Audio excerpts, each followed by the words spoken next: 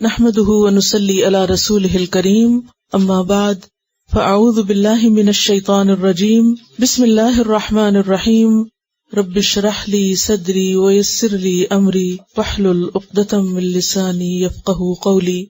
سبق نمبر 255 آیت نمبر 36 سے 53 تک، لیسن نمبر 255 آیت 36 to 53۔ فما اوتیتم من شیء، فما پس جو بھی، اوتی تم دیے گئے ہو، من شیئن چیز میں سے، یعنی کوئی بھی چیز دنیا کی، فمتاع الحیات الدنیا تو دنیا کی زندگی کا سامان ہے، اور متاع کہتے ہیں تھوڑے فائدے کو۔ فمتاع الحیات الدنیا تو دنیاوی زندگی کا فائدہ ہے، یعنی تھوڑا سا، چند دن کی چیز ہے۔ وما عند اللہ اور جو اللہ کے پاس ہے، خیر بہتر ہے، وابقا اور زیادہ باقی رہنے والا، لیکن وہ کس کے لیے ہے؟ للذین آمنوا ان لوگوں کے لیے جو ایمان لائیں، وعلی ربہم یتوکلون اور اپنے رب پر وہ توکل کرتے ہیں۔ یہاں پر دنیا کی زندگی کی حقیقت بتائی جا رہی ہے کہ دنیا کی زندگی عارضی ہے، اور اس عارضی زندگی میں انسان کو جو کچھ بھی ملا ہے، خواہ وہ بظاہر کتنا بھی زیادہ یا بڑا کیوں نہ نظر آتا ہو، خواہ وہ قارون کا خزانہ ہی کیوں نہ ہو، وہ بہت ہی حقیر ہے، بہت ہی تھوڑا ہے، اور خصوصاً آخرت کے مقابلے میں اتنا ہی جیسے سمندر کے مقابلے میں ایک قطرہ پانی۔ اس کے برعکس جو کچھ اللہ کے پاس ہے، یعنی انسان کے اچھے کاموں کی بہترین جزا کے طور پر، وہ زیادہ بہتر ہے، اور اس لیے بھی بہتر ہے کہ وہ زیادہ باقی رہنے والا ہے۔ یعنی بہتری جو ہے اس میں، وہ اس کی کوانٹٹی کے اعتبار سے بھی، کوالٹی کے اعتبار سے بھی، اور پھر بقا کے اعتبار سے کہ زیادہ باقی رہنے والا ہے، جو کبھی ختم نہ ہوگا۔ تو اس سے پتہ یہ چلتا ہے کہ انسان کو اس کے مقابلے میں جو جلد ختم ہو جانے والا ہے، اس کے لیے بھرپور کوشش کرنی چاہیے جو ہمیشہ باقی رہنے والا ہے۔ جیسا کہ ایک اور جگہ پر بھی آتا ہے، المال والبنون زینۃ الحیات الدنیا والباقیات الصالحات خیر عند ربک ثوابا وخیر املا، کہ مال اور بیٹے دنیا کی زندگی کی رونق ہے۔ المال والبنون زینۃ الحیات الدنیا، اور باقی رہنے والی چیزیں کیا ہیں؟ والباقیات الصالحات، نیکیاں ہیں۔ تو وما عند اللہ، اللہ کے پاس کیا ہے جو باقی رہنے والا ہے، یعنی انسان کی نیکیاں، اور نیکیوں پر اس کو جو اجر ملنے والا ہے۔ خیر وابقا للذین آمنوا، اس کے لیے شرط ہے کہ انسان کے نیک اعمال کے ساتھ ایمان بھی ہو، کیونکہ اگر ایمان نہیں ہوگا تو بڑے بڑے نیکی کے کام، اچھے کام، انسانوں کی بھلائی کے کام اس کو فائدہ نہ دیں گے۔ اور پھر یہاں ایمان کے ساتھ ایک اور صفت کا بھی ذکر کیا گیا، اور وہ کیا ہے؟ وَعَلَىٰ رَبِّهِمْ يَتَوَكَّلُونَ، وہ جو اپنے رب پر توکل کرتے ہیں، بھروسہ کرتے ہیں۔ ایمان کے بعد یہاں توکل کی اہمیت بتائی جا رہی ہے، کیونکہ جب تک انسان اللہ پر بھروسہ نہیں کرتا، اعتماد نہیں کرتا، اپنے معاملات اللہ کے سپرد نہیں کرتا، تو اس کے لیے نیکی پر استقامت اختیار کرنا اور جمے رہنا مشکل ہوتا ہے۔ انسان جب بھی کوئی نیکی کا کام کرتا ہے، خیر اور بھلائی کے راستے میں آگے بڑھتا ہے، تو اس کو طرح طرح کے اندیشے، خوف اور فکر لاحق ہوتے ہیں کہ اگر میں دنیا سے کٹ گیا، یا ہر معاملے میں میں نے اللہ کی اطاعت کی، تو پھر میری دنیا کا فلاں اور فلاں نقصان ہو جائے گا۔ ایسے میں وہ شخص جس کا رب پر بھروسہ نہ ہو، وہ رسک نہیں لے سکتا، کیونکہ آخرت کے فائدے کے لیے بہت دفعہ دنیا قربان کرنا پڑتی ہے، اور آخرت کے مقابلے میں، یعنی بعد میں ملنے والے فائدے کے مقابلے میں جلد ملنے والے فائدے سے انسان کب کنارہ کشی کر سکتا ہے؟ جب وہ اپنے رب پر توکل کرتا ہو۔ توکل کی مزید تفصیل آپ توکل علی اللہ ایک کیسٹ ہے جو اسی آیت پر مبنی ہے، اس میں بھی سن سکتے ہیں، اور پیچھے بھی بہت سی آیات توکل کے بارے میں گزری ہیں۔ اور کس کے لیے ہے یہ آخرت کا اجر اور آخرت کا گھر اور ہمیشہ رہنے والی نعمتیں؟ ان لوگوں کے لیے ہیں والذین یجتنبون کبائر الاسم، وہ لوگ جو اجتناب کرتے ہیں بڑے بڑے گناہوں سے، گناہوں میں سے بڑے گناہوں سے بچ کے رہتے ہیں۔ اجتناب کا لفظ جنب سے، جنب کہتے ہیں پہلو کو، سائڈ کو، یعنی اپنا پہلو بچا کے رکھتے، یعنی بچ کے رہتے ہیں، محتاط رہتے ہیں، ان گناہوں کا ارتکاب نہیں کرتے۔ اور کبائر جو ہے یہ کبیرہ کی جمع ہے، سورۃ النساء میں بھی آپ اس کی تفصیل پڑھ چکے ہیں۔ کبیرہ گناہ کون سا ہوتا ہے؟ ہر وہ گناہ کبیرہ ہوتا ہے جس کو شریعت نے کبیرہ بتایا ہے، یعنی قرآن و سنت نے جس کو کبیرہ بتایا ہے، جس کو کبیرہ کہا ہے کہ وہ بڑا گناہ ہے۔ تو کیسے پتہ چلتا ہے؟ اس کی وضاحت کس سے ہوتی ہے؟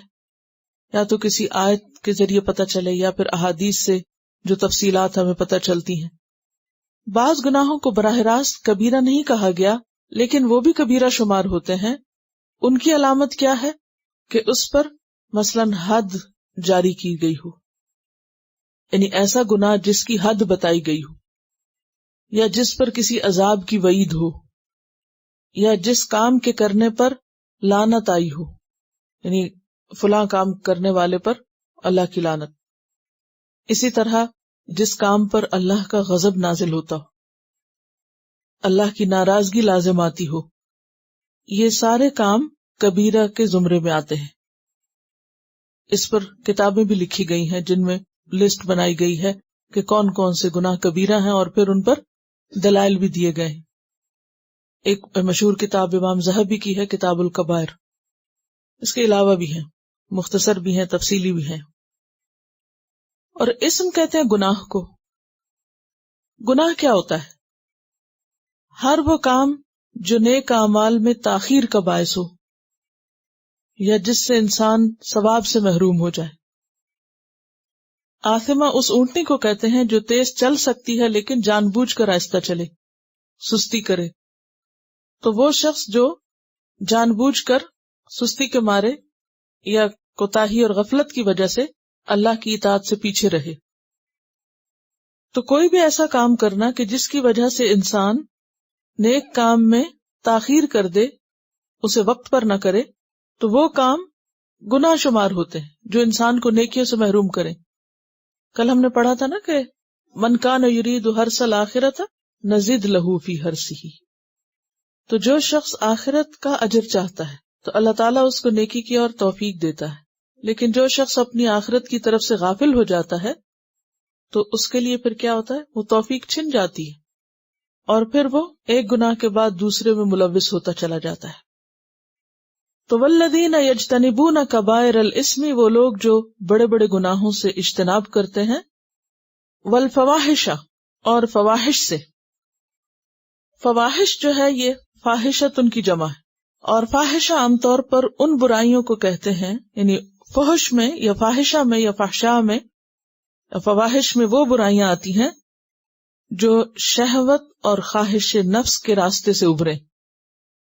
ہر وہ غلط کام جو انسان کی قوت شہوانیہ سے متعلق ہو، جس میں زنا، لواطت، جانوروں سے برا فعل کرنا، محرمات سے نکاح کرنا، حالانکہ وہ نکاح ہے لیکن وہ بھی زنا ہے، بدترین قسم کا۔ اسی طرح نگاہ کی حفاظت نہ کرنا، ان چیزوں کی طرف دیکھنا جن کو دیکھنا شریعت نے حرام قرار دیا۔ اسی طرح فحش گالیاں بکنا، مرد اور عورت کا تنہا ملنا، اسی طرح وہ چیزیں جو انسان کی شہوت کو ابھارنے والی ہوں، خواہ وہ قصے کہانیاں ہوں یا کوئی پروگرام ہو یا کوئی بھی ایسی چیز کہ جس سے انسان کی قوت شہوانیہ جو ہے اس میں انگیخت ہو، تو یہ تمام کام جو ہے یہ فحاشی میں آتے ہیں۔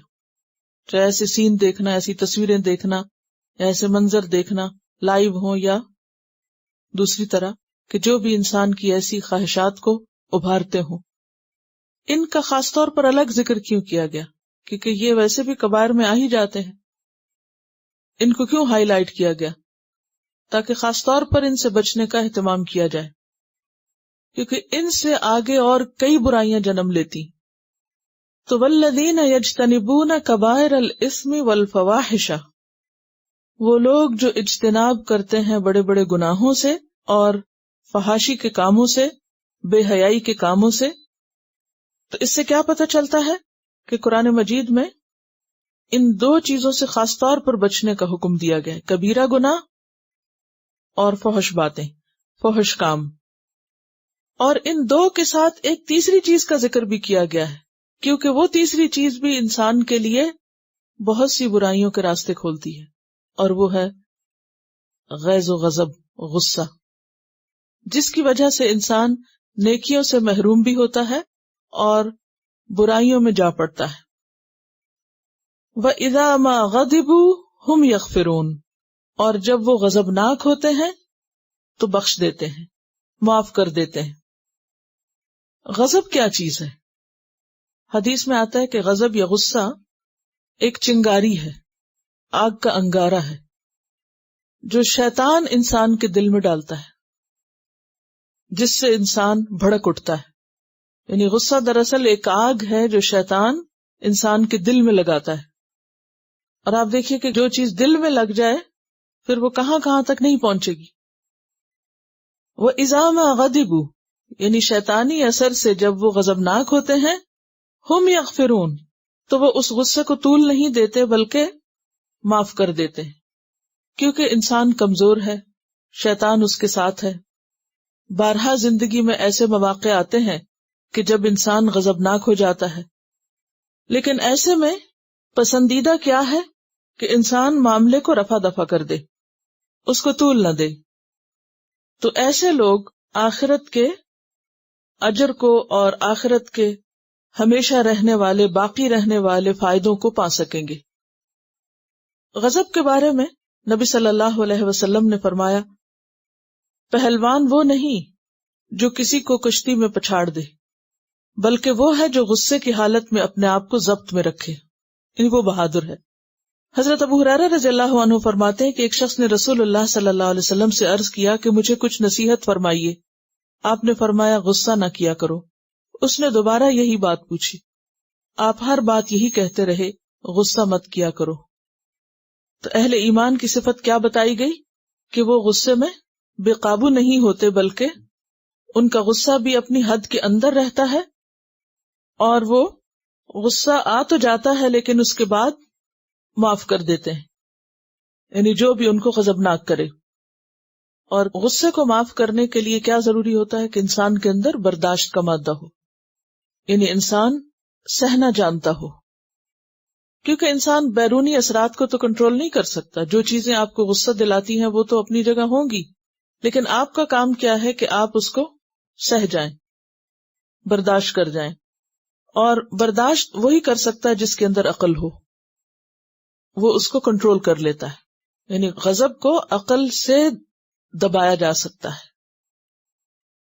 اور اگر انسان عقل کا دامن ہاتھ سے چھوڑ دے تو پھر وہ ایسی ایسی حرکتیں کر جاتا ہے کہ جس پر بعض اوقات پوری زندگی نادم ہوتا ہے۔ اسی لیے کسی نے کہا تھا، کسی عقل مند نے، کہ غصہ وہ کرتا ہے جسے اپنے نفع نقصان کا اندیشہ نہیں، یا غصہ اس شخص کے لیے فائدہ مند ہے جس کے پاس کھونے کے لیے کچھ نہیں، ورنہ غصے کی وجہ سے انسان اپنا سب کچھ کھو دیتا ہے، اپنی عزت کھو دیتا ہے، اپنا وقار کھو دیتا ہے، اپنا مقام کھو دیتا ہے، محبت اور قدر کھو دیتا ہے، جب انسان ناروا طریقے سے اس کا اظہار کرتا ہے۔ نبی صلی اللہ علیہ وسلم نے اپنی ذات کے لیے کبھی کسی سے انتقام نہیں لیا تھا اور نہ ہی غصہ کیا تھا، بلکہ جب اللہ کی حدود میں سے کسی حد کو توڑا جاتا، یعنی دین کا کوئی نقصان ہوتا، تو اس وقت آپ غصہ کرتے، اس وقت آپ کا غصہ ظاہر ہوتا، لیکن کبھی بھی غصے میں خلاف عقل بات آپ نے نہیں کی۔ آپ کے چہرہ سرخ ہو جاتا، آپ کے جسم پر اس کے اثرات ہوتے، لیکن آپ کی زبان سے کبھی ناحق کلمہ نہ نکلتا۔ والذین یجتنبون کبائر الاثم والفواحش واذا ما غضبوا هم یغفرون۔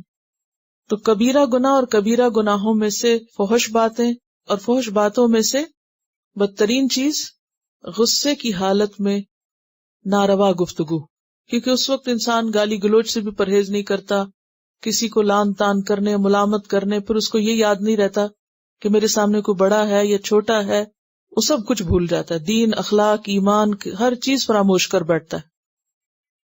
یغفرون کا لفظی معنی کیا ہوتا ہے؟ غفرہ کا معنی ہوتا ہے ڈھانپ دینا، یعنی اس کو کنٹرول کرتے ہیں خود کے لیے اور معاف کر دیتے ہیں دوسرے کو۔ والذین استجابوا لربہم، اور وہ لوگ جو جواب دیتے ہیں اپنے رب کو۔ استجابہ کا مطلب ہوتا ہے اجابہ، بات قبول کرنا، مان لینا۔ لربہم، اپنے رب کو، یعنی رب کی طرف سے آنے والی پکار یا رب کی بات کا جواب دیتے ہیں لبیک اللہم کہہ کے، یا جس نیکی کے کام کی طرف اللہ سبحانہ وتعالی ان کو بلائیں یا ایھا الذین آمنوا کہہ کے، تو وہ کیا کرتے ہیں؟ فوراً لبیک کہتے ہیں، فوراً مان جاتے ہیں، دیر نہیں کرتے، سستی نہیں کرتے، اللہ کی اطاعت کے کاموں پر فوراً راضی ہو جاتے ہیں۔ تو والذین استجابوا لربہم، وہ لوگ جو اپنے رب کی پکار کا جواب دیتے ہیں، اور پھر خاص طور پر کس پکار کا؟ وَأَقَامُوا الصَّلَاةَ، نماز قائم کرتے ہیں۔ اب دیکھیے کہ کسی بھی نیکی کے کام کے لیے اتنا نہیں بلایا جاتا جتنا کس کے لیے بلایا جاتا ہے؟ دن میں 5 دفعہ حی علی الصلاح، حی علی الفلاح کی بات ہوتی ہے، باقاعدہ بلایا جاتا ہے۔ تو جن کو آخرت کی فکر ہوتی ہے وہ اس پکار کا فوراً جواب دیتے ہیں۔ وَأَقَامُوا الصَّلَاةَ، اور اقامت صلاۃ کیا ہوتی ہے؟ نماز کو اس طریقے پر ادا کرنا جو مطلوب ہے، سٹینڈرڈ کے مطابق۔ ان کی نماز سب سٹینڈرڈ نہیں ہوتی، بلکہ کیسی ہوتی ہے؟ جیسی مطلوب ہے، ریکوائرڈ ہے، جو بھی اس میں شرائط ہیں یا جو بھی اس میں کرنے کے کام ہیں وہ اس کے مطابق کرتے ہیں۔ یہ تو ہے ان کی پرائرٹی۔ ہم ٹائم مینجمنٹ میں کتنی پرائرٹیز کی بات کرتے ہیں کہ اپنی پرائرٹیز مقرر کریں اگر آپ ایفیکٹولی ٹائم مینج کرنا چاہتے ہیں، لیکن اس وقت کسی کو بھی خیال نہیں آتا کہ پہلا کرنے کا کام کیا ہے اور پرائرٹی کا مطلب کیا ہے۔ ہم دنیا کے بہت سے کاموں کو اپنی پرائرٹی سمجھتے ہیں، لیکن نماز لیسٹ پرائرٹی ہو جاتی ہے۔ پھر وہ وقت ملے تو پڑھ لیں، یا جب دل چاہے اول وقت پڑھ لیں، اور جب نہیں ہو تو تاخیر بھی ہو تو کوئی پریشانی کی بات نہیں۔ لیکن نماز چونکہ اللہ کے قرب کا بہترین ذریعہ ہے اور اللہ سے تعلق کی علامت ہے، لہذا وہ اس کام میں سستی نہیں کرتے۔ وَأَمْرُهُمْ شُورَىٰ بَيْنَهُمْ، اور جہاں تک ان کے اجتماعی معاملات ہیں اس میں وہ آپس کے مشورے سے معاملات طے کرتے ہیں۔ وَأَمْرُهُمْ، امر کا مطلب کیا ہوتا ہے؟ کام، حکم، معاملہ، ان کے معاملات، ان کے کام۔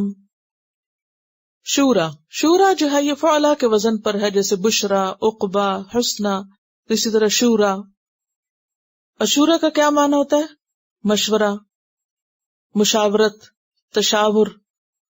اور مشاورت یا مشورہ کا لفظ کس سے ہے؟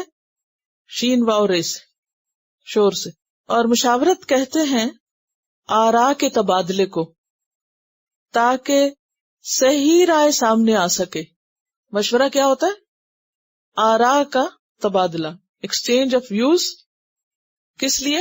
تاکہ صحیح بات یا صحیح رائے پر عمل کیا جا سکے اور صحیح رائے سامنے آ سکے۔ یعنی ان کے جو اہم کام ہوتے ہیں وہ آپس میں مشورے کے ساتھ کرتے ہیں تاکہ ایسا نتیجہ سامنے آئے کہ جس پر سب راضی ہوں، خوش ہوں، یعنی کام کرنے میں بھی خوشی ہو اور کام کے نتیجے میں بھی خوشی ہو۔ وَأَمْرُهُمْ شُورَىٰ بَيْنَهُمْ، اس میں جب بندوں سے مشورہ کیا جاتا ہے تو وہ شورا ہے، لیکن جب اللہ سے مشورہ کیا جاتا ہے تو استخارہ ہے۔ استخارہ اللہ تعالیٰ سے مشورے کا نام ہے، اور خیر مانگنے کا اور مشاورت اہل ایمان کے ساتھ یا جو بھی کسی معاملے سے متعلق لوگ ہوتے ہیں ان کے ساتھ مل کر کام کرنا۔ ٹیم ورک کے لیے مشاورت بے حد ضروری ہے۔ کوئی بھی کام جس سے بہت سے لوگوں کا مستقبل وابستہ ہو اسے کسی بھی ایک شخص کی مرضی کے مطابق نہیں چلایا جا سکتا، اور نہ ہی پھر اس میں کوئی خیر ہوتی ہے۔ یعنی جس کام کے مفاد کا تعلق بہت سے لوگوں سے ہو، اس میں صاحب معاملہ لوگوں سے یا صاحب الرائے لوگوں سے مشورہ کرنا چاہیے۔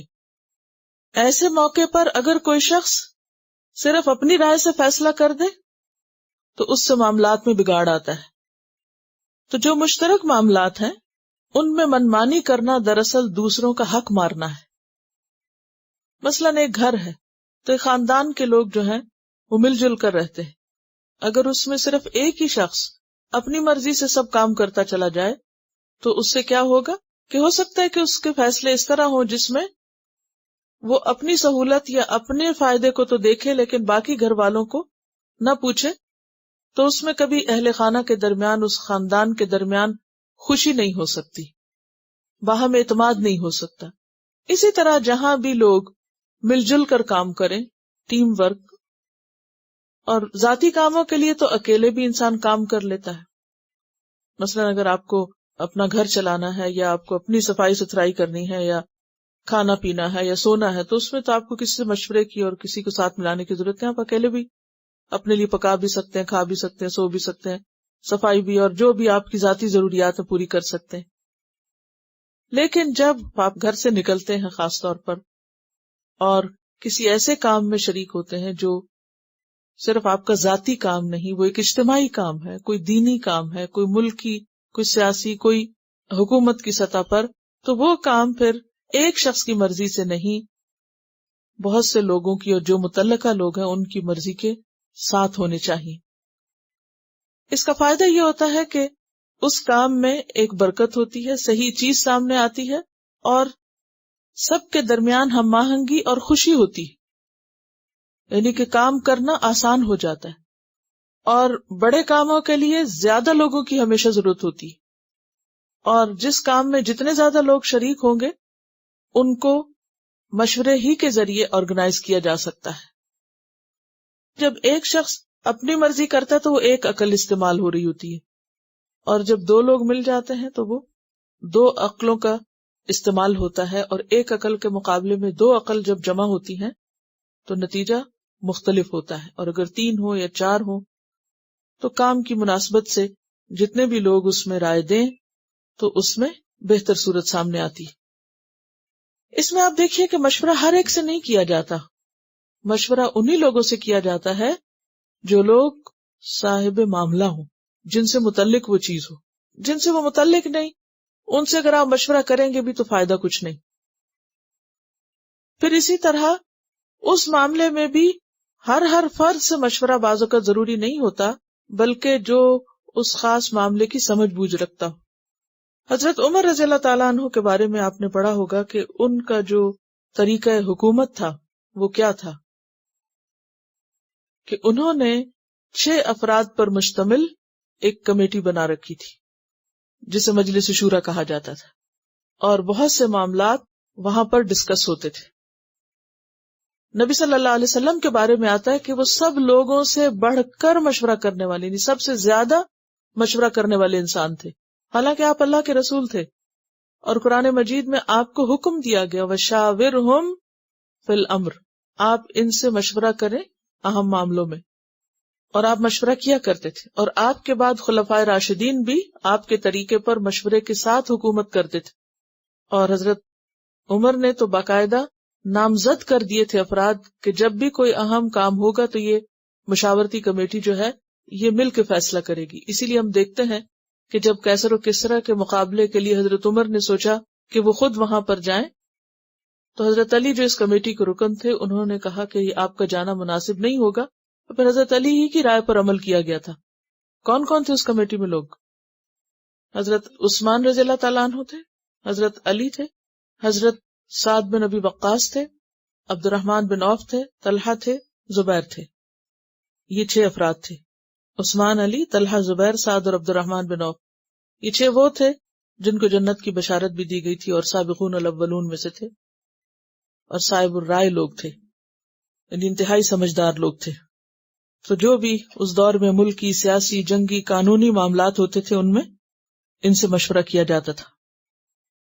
تو کسی بھی کام کو بہتر طریقے سے چلانے کے لیے ضروری ہوتا ہے کہ مشورہ کیا جائے، اور پھر مشورہ مذاق نہیں ہونا چاہیے.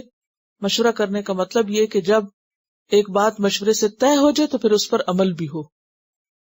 ایک مشورہ ہونا اور اس کے بعد معاملات کو باہر نکل کر بدل دینا یہ بہت سارے فساد اور خرابی کا باعث بنتا ہے، اور خیانت ہوتی ہے یہ.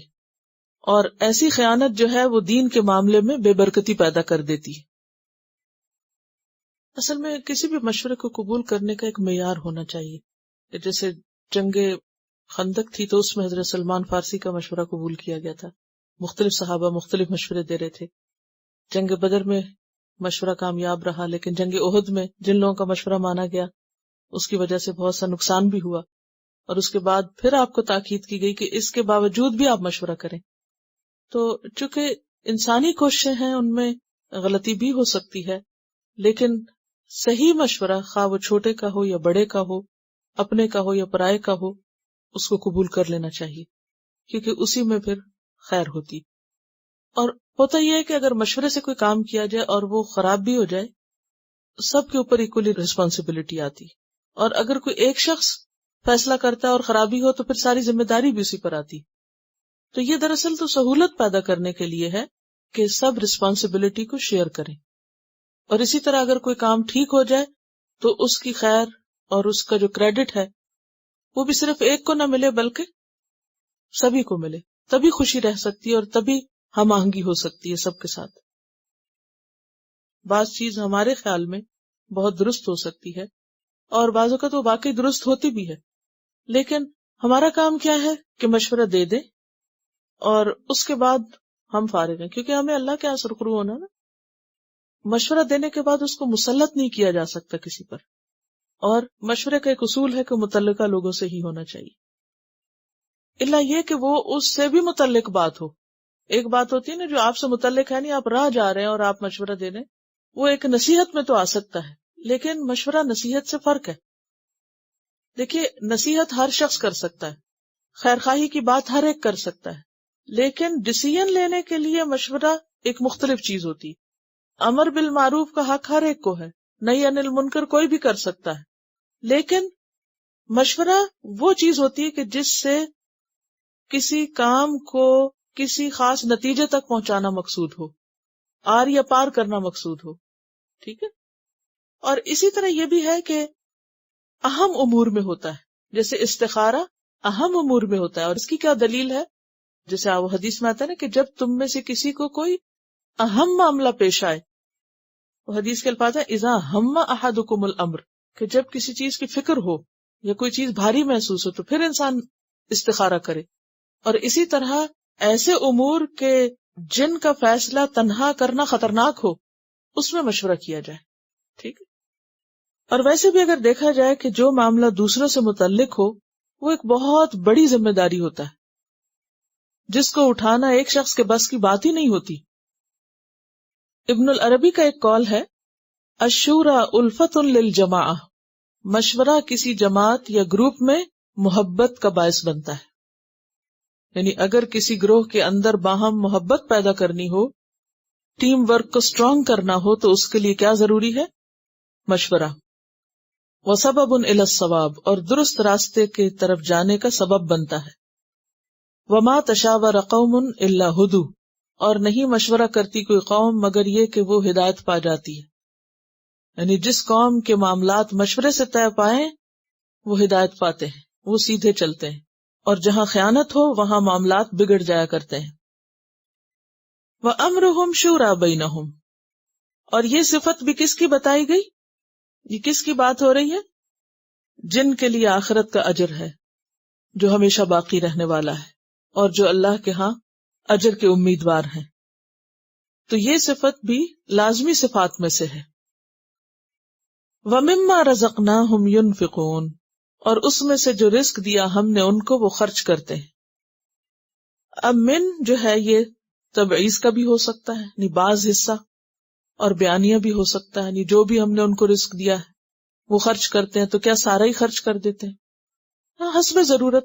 بعض اوقات انسان کو کسی ایسی مصیبت سے واسطہ پڑتا ہے کہ جو کچھ اس کے پاس ہے اسے سارا خرچ کرنا پڑ جاتا ہے، یا کسی شخص کے پاس آمدنی اتنی قلیل ہے کہ جو وہ کما کے لاتا ہے وہ سارا ہی خرچ کرنا ہوتا ہے اس کو، تو وہ ایسا بھی کر سکتا ہے۔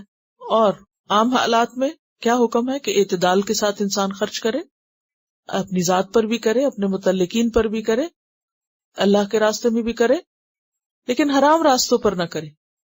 آیت سے نہیں پتہ چلتا کہ کہاں خرچ کرتے ہیں، لیکن اہل ایمان اللہ کی اطاعت ہی کے کاموں میں خرچ کرتے ہیں، اور پھر اسراف نہیں کرتے۔ والذین اذا انفقوا لم یسرفوا ولم یقتروا وکان بین ذلک قواما۔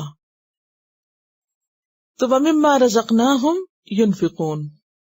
اب بات یہ ہے کہ یہ جتنی بھی صفات بتائی گئی ہیں اور آگے بھی کچھ ہیں، یہ انسان کے اندر کب پیدا ہوتی ہیں اور کس کے اندر پیدا ہوتی ہیں؟ اسی کے اندر جس کے اندر ایمان راسخ ہو، جو اللہ کا بندہ بن کر رہے۔ کیونکہ جب کسی کے اندر ایمان داخل ہوتا ہے نا، تو وہ اس کے اندر ایک انقلاب پیدا کر دیتا ہے، زبردست تبدیلی آتی ہے اس شخص کے اندر۔ یہ اتنی بڑی تبدیلی ہے جس کو موت اور زندگی سے کمپیئر کیا گیا ہے۔ افمن کان میتا فاحییناہ، کیا بھلا وہ شخص جو مردہ تھا پھر ہم نے اس کو زندگی بخشی۔ تو یہ ایمان کیا ہے؟ زندگی ہے۔ اور جب کوئی شخص زندہ ہوتا ہے، زندہ دل، زندہ ضمیر، تو پھر اس کے سارے طور طریقے بدلتے ہیں اور اس کے اندر ایک نئی شخصیت بنتی ہے، وہ ایک نیا انسان بنتا ہے، وہ نہیں ہوتا جو پہلے تھا، وہ ٹوٹلی اللہ کی مرضی کا ہو جاتا ہے۔ اور ایمان انسان کے اندر کیا احساس پیدا کرتا ہے کہ وہ اللہ کا بندہ ہے۔ یعنی سب سے پہلی چیز ہوتی ہے ایمان باللہ، لا الہ الا اللہ، اور اللہ کی عبادت کا انسان اقرار کرتا ہے۔ اور عبادت انسان کے اندر کس صفت کو جنم دیتی ہے؟ عاجزی، خشوع اور خضوع کو جنم دیتی ہے، التذلل۔ پھر انسان اپنے آپ کو بڑی چیز نہیں سمجھتا، اور جب ایک بندے کے اندر حقیقی عاجزی آتی ہے تو اس کا نتیجہ کیا ہوتا ہے؟ اللہ کے آگے تو وہ جھکتا ہی ہے، بندوں کے مقابلے میں بھی وہ عاجزی اختیار کرتا ہے۔ اور جب عاجزی اختیار کرتا ہے تو اس صورت میں اس کے اندر کیا صفات پیدا ہوتی ہیں کہ غضبناک ہوتا ہے تو معاف کر دیتا ہے، اور اجتماعی معاملات مشورے کے ساتھ طے کرتا ہے، اور صرف اپنے لیے نہیں دوسروں کے لیے بھی اپنے رزق کو عام کرتا ہے۔ وَمِمَّا رَزَقْنَاهُمْ يُنْفِقُونَ۔ اور اسی چیز کا نام خیر خواہی ہے۔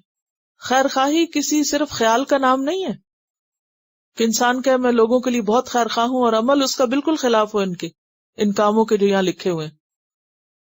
جو خیر خواہ ہوتا ہے اس کی خوبیاں کچھ اور ہوتی ہیں، جس کے اندر عاجزی ہوتی ہے اس کی گفتگو مختلف ہوتی ہے، اور یہ سارے کام پھر ہمت کے کاموں میں سے ہیں، من عزم الامور ہیں، اور پھر ایسے ہی لوگ دراصل جنت میں جانے والے ہیں۔ تو بنیادی طور پر یہ صفات جنتیوں کی صفات ہیں جن کا یہاں پر ذکر کیا جا رہا ہے۔ والذین، اور وہ لوگ، اذا اصابہم البغی، جب پہنچتی ہے ان کو سرکشی یا ظلم، یعنی ان پر کوئی ظلم کرتا ہے، ہم ینتصرون، تو وہ بدلہ لے لیتے ہیں۔ کہنے کو تو یہ کہا جاتا ہے کہ مسلمان جو ہیں وہ بہت ایکسٹریمسٹ ہیں، یا یہ کہ اسلام تلوار سے پھیلا ہے، اور اس کے مقابلے میں کرسچینٹی جو ہے اس میں تو یہ حکم دیا گیا کہ اگر کوئی ایک گال پہ مارے تو دوسرا بھی پیش کر دو۔ اسلام میں یہ کہ اگر کوئی ایک پہ مارے دوسرا تو پیش کرنے کو نہیں کہا گیا، ہاں تم بھی مار سکتے ہو اور اگر نہیں مارو تو معاف بھی کر سکتے ہو، یہ دو آپشنز دی گئی ہیں۔ لیکن کہنے اور کرنے میں کس قدر تضاد ہے۔ کہنے کو تو بہت کہا جاتا ہے کہ دوسرا بھی پیش کر دو، لیکن عملی شکل کہاں نظر آتی ہے اس کی؟ اگر کوئی ایک مارے تو پھر دو مارو، وہ تو ظلم ہے، اس کی تو اجازت ہی نہیں۔ جس کی اجازت اسلام نے دی ہے اس کا ذکر کیا جا رہا ہے۔ اسلام نے ایسی کوئی غلط بات کی ہی نہیں، جھوٹی بات جو کرنے کے قابل نہ ہو، کیونکہ پریکٹیکلی یہ کرنے کے قابل نہیں ہے۔ دیکھیں نا، تین چیزیں ہوگی نا، ایک یہ کہ کوئی ایک مارے تو آپ دوسری بھی مار کھانے کے لیے آگے ہو جاؤ، دوسری یہ کہ کوئی ایک مارے تو تم بھی ایک مار لو، تیسری یہ کہ کوئی ایک مارے تو تم معاف کر دو۔ اسلام نے پہلی کی اجازت نہیں دی، دوسری کی اجازت دی ہے کہ کوئی ایک مارتا تو اتنا بس تم بھی مار سکتے ہو، اور جو تیسری ہے یہ پسندیدہ صورت ہے کہ اگر کوئی ایک مارے تو تم اس کو معاف کر دو۔ یہ بھی بے حد مشکل ہے. کہاں یہ کہ اس کا دعویٰ کیا جائے کہ کوئی ایک مارے تو دوسرا گال آگے کر دو. میں نے تو عملی طور پر پریکٹیکلی یہ کہیں ہوتے نہیں دیکھا، اور ویسے بھی عقل کے خلاف ہے. تو بات یہ ہے کہ بہت سی باتیں دیکھنے میں بڑی خوشنما نظر آتی ہیں اور بہت خوبصورت نظر آتی ہیں، ایموشنلی بہت انسان کو سیٹسفائی کرتی ہیں، لیکن وہ پریکٹیکل نہیں ہوتی اور نہ ایسا ہوتا کہیں نظر آتا ہے. اسلام نے انصاف کی بات کی ہے جو ہو سکتی ہے اور سچی بات کی ہے، اور اگر کوئی کر لے تو اس پر کوئی الزام نہیں. اور وہ کیا ہے کہ جب ان کو سرکشی پہنچتی ہے یا ظلم ان پہ کوئی کرتا ہے، اور بغی کا کیا معنی ہوتا ہے؟ حق سے تجاوز کر کے باطل کو اختیار کرنا، میانہ روی سے آگے بڑھنے کی کوشش کرنا. تو ایسی صورت میں اگر کوئی ان پہ چڑھائی کر رہا ہو تو نہ تو وہ بھاگ نکلتے ہیں، نہ وہ سر آگے کرتے ہیں کہ ہاں مار لو مجھ کو، بلکہ وہ کیا کرتے ہیں؟ اس کی روک تھام کرتے ہیں. وَجَزَاءُ سَيِّئَةٍ سَيِّئَةٌ مِثْلُهَا، لیکن یہ بدلہ کتنا ہوگا؟ برائی کا بدلہ برائی کی شکل میں جو اتنی ہی ہو. یعنی اگر کسی نے ایک مارا ہے تو ایک ہی مارا جا سکتا ہے اور اسی مقدار کا مارا جائے گا. یہ نہیں کہ کوئی اینٹ مارے تو اس کو پتھر مارا جائے، بلکہ جس کیفیت اور کمیت کے طریقے پہ مارا اسی کے مطابق جواب ہوگا. اگر کوئی کسی کو زبان سے کچھ کہتا ہے کوئی، تو جواب میں زبان سے اتنا کہا جا سکتا ہے، لیکن اس سے آگے بڑھ کر نہیں، وہ پھر زیادتی شمار ہوگی. تو یہاں پر کیا کہا گیا؟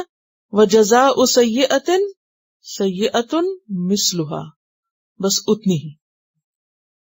اب یہاں پر یہ جو کہا جا رہا ہے جو معاف کر دے اور اصلاح کر دے اس کا اجر اللہ کے ذمہ ہے، تو پھر عفو ناپسندیدہ کیسے ہو گیا؟ عفو اس صورت میں پسندیدہ ہے جب فتنہ ختم کرنے کے لیے ہو، جب اس سے اصلاح ہوتی ہو. فمن عفا واصلح، جو عفو اصلاح کا ذریعہ بنے. اسی کے بارے میں ایک اور جگہ پر آتا ہے وَأَن تَعْفُوا أَقْرَبُ لِلتَّقْوَىٰ، اور یہ کہ تم معاف کر دو یہ تقوی سے زیادہ قریب ہے. اور اس میں ذاتی زندگی کی بہت سی مثالیں ہم دیکھتے ہیں نبی صلی اللہ علیہ وسلم کے ابتدائی دور کی، خاص طور پر جیسے مکہ میں کفار نے آپ پر طرح طرح کا ظلم و ستم کیا، لیکن آپ نے ہمیشہ کیا کیا؟ معاف کر دیا. تک ایک شخص جو آپ کے سر پہ تلوار لے کے کھڑا تھا، جب اس کے ہاتھ سے گری اور آپ نے پکڑی تو آپ بدلہ لے سکتے تھے، لیکن معاف کر دیا. اسی طرح بہت سے واقعات معاف کرنے کے ملتے ہیں. یہ وہ مقامات ہیں کہ جہاں پر معاف کرنا اصلاح کا ذریعہ بنا. لیکن ایک عفو غیر محمود ہے، ناپسندیدہ ہے، اور وہ کون سا ہے؟ کہ جب ظالم کو جس کا ظلم معاف کرنے سے اور بڑھے اس کو معاف کیا جائے. کیا سمجھ میں آیا؟ کب عفو نہیں ہونا چاہیے؟ جب ظالم ظلم میں آگے بڑھتا جائے. یعنی ظالم آپ کے ہاتھ لگا، ایک چور پکڑا گیا یا ایک قاتل پکڑا گیا، آپ نے اس کو جیل میں بند کیا اور پھر کسی جشن کی خوشی میں اس کو بھی نکال دیا، معاف کر دیا کہ جی فلاں کوئی کامیابی ہوئی یا کوئی وکٹری ہوئی قوم کو یا کسی کو، تو اس کی خوشی میں اتنے قیدی رہا اور اس میں چور ڈاکو سب رہا. اب کیا ہوگا؟ وہ باہر نکل کے کیا کریں گے؟ تو ایسا معاف کرنا اور ایسا عفو درگزر کیا ہے؟ ناپسندیدہ. ٹھیک ہے. اسی طرح جن معاملات میں حد جاری ہوتی ہے، یعنی اگر کسی نے چوری کی ہے، اب اس کا ہاتھ کٹنے والا ہے، اب سارے شور مچا دینے اس کو معاف کر دیا جائے. آپ صلی اللہ علیہ وسلم کے پاس سفارش لائی گئی تھی نا، تو آپ نے کیا فرمایا تھا کہ اگر فاطمہ بنت محمد بھی چوری کرتی تو میں اس کا ہاتھ بھی کاٹ دیتا. تو آپ نے نہیں چھوڑا. تو بات یہ ہے کہ اگر چور کو آپ چھوڑ دیں گے تو چوریاں بڑھیں گی، قاتل کو چھوڑ دیں گے تو قتل بڑھیں گے. لیکن جہاں حسن سلوک سے معاملات درست ہوتے ہوں، بہتر ہو سکتے ہوں، آپ دوسرے کا دل جیت سکتے ہوں، تو وہاں پر معاف کرنا زیادہ پسندیدہ ہے. فمن عفا واصلح، اور اس کے بارے میں عربی کا ایک شعر بھی ہے، اذا انت اکرمت الکریم ملکتہ وان انت اکرمت اللئیم تمردا. اس کا معنی ہے اگر تو کسی شریف آدمی کی عزت کرے گا تو وہ مدت العمر ممنون رہے گا، یعنی عرصے تک ممنون یعنی شکر گزار رہے گا. اور اگر تو کسی کمینہ فطرت آدمی کی عزت کرے گا تو وہ اور سرکش ہو جائے گا. جہاں تلوار استعمال کرنا چاہیے وہاں سخاوت سے کام لینا مضر ہے، جس طرح سخاوت پر تلوار کا استعمال خطرناک. یہ عربی کے شعر کا ترجمہ کر رہی ہوں. یعنی مطلب یہ ہے کہ جو کام جہاں ہونا چاہیے وہ ویسا ہی ہونا چاہیے. اب یہ فیصلہ کون کرے؟ کچھ چیزوں میں تو آپ کو خود سمجھ آ جاتی اور کچھ چیزوں میں آپ پھر مشورہ کر سکتے ہیں. اور مشورہ کرنا چاہیے ایسے شخص سے جو باعث نہ ہو. عموماً ہم مشورہ کس سے کرنا چاہتے ہیں؟ اپنے ہم خیال سے، تاکہ وہ نہ کرے. فمن عفا واصلح فاجرہ علی اللہ، تو جو تکلیف اٹھا کر دوسرے کو معاف کر دے اور اصلاح کر لے، فاجرہ علی اللہ، تو اس کا اجر اللہ کے ذمہ ہے. اور اجر کس کو کہتے ہیں؟ جو اجرت کے طور پر ہو، کسی عمل کے مقابلے میں ہو، جس پر لا محالہ ثواب ہو، یعنی جس پر لازماً اجر دیا جائے گا. انہ لا یحب الظالمین، بے شک وہ ظالموں کو پسند نہیں کرتا. کون؟ اللہ تعالی. تو ظالم کون ہے؟ جو غلط کام کی ابتدا کرے، جو ظلم کی ابتدا کرے، جو ایک بات کے جواب میں مثلا ایک گالی کے جواب میں دو نکالے، یا ایک کے بدلے میں دو لگائے، یا پھر دلیل کے جواب میں دھمکی سے کام لے. یہ تمام طریقے کیا ہیں؟ دراصل ظلم کے طریقے ہیں. انہ لا یحب الظالمین، اللہ ظالموں کو پسند نہیں کرتا. اب بعض اوقات مظلوم ظالم بن جاتا ہے. مظلوم کب ظالم بنتا ہے؟ جب وہ بدلہ لینے میں حد سے بڑھ جائے. وَلَمَنِ انتَصَرَ بَعْدَ ظُلْمِهِ، اور البتہ جو بدلہ لے اپنے ظلم کے بعد، یعنی اس پہ ظلم ہوا اور اس کا وہ بدلہ لے، فَأُولَئِكَ مَا عَلَيْهِمْ مِنْ سَبِيلٍ، تو ایسے لوگوں پر کوئی مواخذہ نہیں، کیونکہ وہ ظالم نہیں. ظالم کون ہے؟ جو زیادتی کرے. سبیل کا کیا معنی ہوتا ہے؟ سبیل کا لفظی معنی ہوتا ہے ہر وہ چیز جو دوسری چیز تک رسائی کا ذریعہ ہو، خواہ وہ خیر تک یا شر تک پہنچنے کا ذریعہ ہو.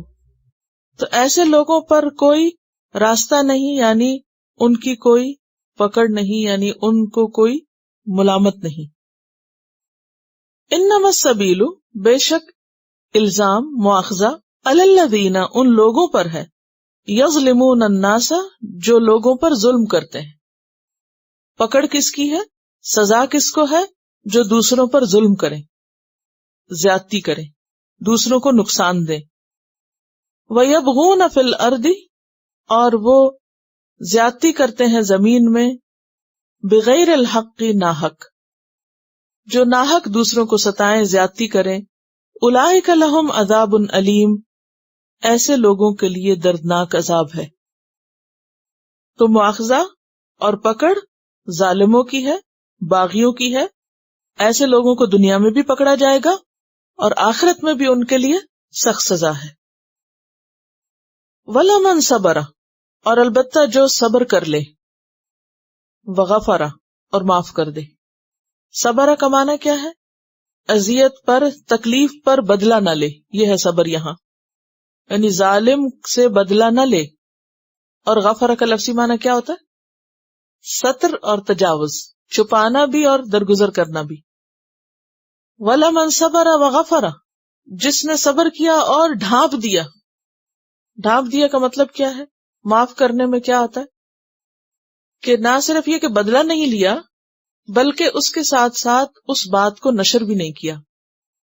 کیونکہ یہ صبر نہیں ہے کہ انسان صرف بدلہ نہ لے، یہ بھی صبر میں ہی آتا ہے کہ انسان اس بات کو ٹھپ دے، نشر نہ کرے. اگر کسی نے آپ کے ساتھ زیادتی کی ہے اور آپ ساری دنیا میں اس کو مشہور کر رہے ہیں، تو آپ نے کوئی صبر نہیں کیا، کوئی غفرہ نہیں کیا. تو صرف بدلہ نہ لینا اور بعض اوقات صرف بزدلی کی وجہ سے نہ لینا، وہ اس میں نہیں آتا. صبر دراصل کون کرتا ہے؟ جو انتقام پہ قادر ہے اور پھر انسان خاموشی اختیار کرے اور پھر اس بات کو ختم کر دے. ایسا کرنا ان ذالک لمن عزم الامور، بہت ہمت کے کاموں میں سے.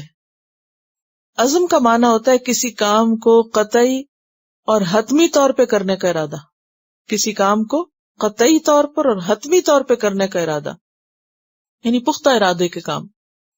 یعنی جس چیز پر انسان پکی نیت کر لے اور دل سے پکا ارادہ کر لے اس کو عزم کہتے ہیں، عزیمت بھی اسی سے. تو صبر اور معافی یہ آسان نہیں ہے، بہت ہمت کے کاموں میں سے. وَمَن يُضْلِلِ اللَّهُ، اور جس کو اللہ بھٹکا دے، فَمَا لَهُ، پس نہیں اس کے لیے، مِن وَلِيٍّ مِّن بَعْدِهِ، کوئی بھی دوست مددگار اس کے بعد. کس کے بعد؟ اللہ کے بعد، جو اس کو پھر ہدایت دے سکے. یعنی ہدایت کے راستے یا دروازے اللہ جس پہ بند کر دے، کوئی اور اس کے لیے ان دروازوں کو نہیں کھول سکتا.